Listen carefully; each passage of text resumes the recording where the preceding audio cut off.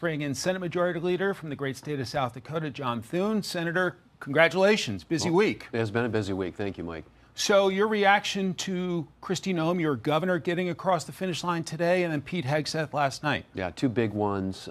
Very important that they get done. They're the national security, obviously border security with Governor Noem, now Secretary Noem.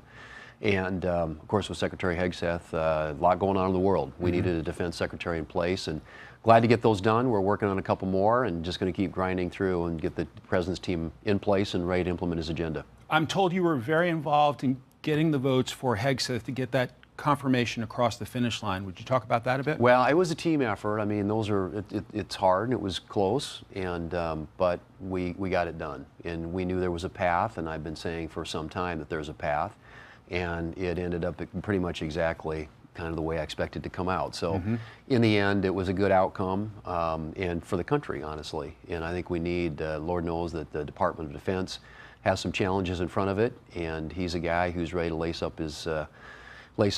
up his sleeves and go to work. So we're anxious to get him over there and get him on the job. Does it matter if it's 51-50 in Hegseth's case or Rubio 99-0 in the end? In the end, they get confirmed, and you know, some obviously have more votes than others. And now Marco was an exception because he's a colleague, and you know, Democrats and Republicans, both sides, really like him, and I think he'll be great at the job. And so obviously he had some advantages going into it, but with Hegseth, you know, he wasn't as well known for sure, but I think as he went through the process, he handled himself really well. I thought his confirmation hearing was great, and I thought that the way he handled, at least from every reporting I got back on his individual meetings with senators, went well too.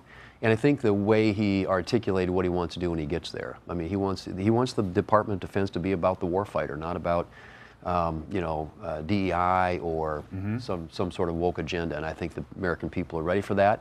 And I think the Department of Defense and our military is ready for that.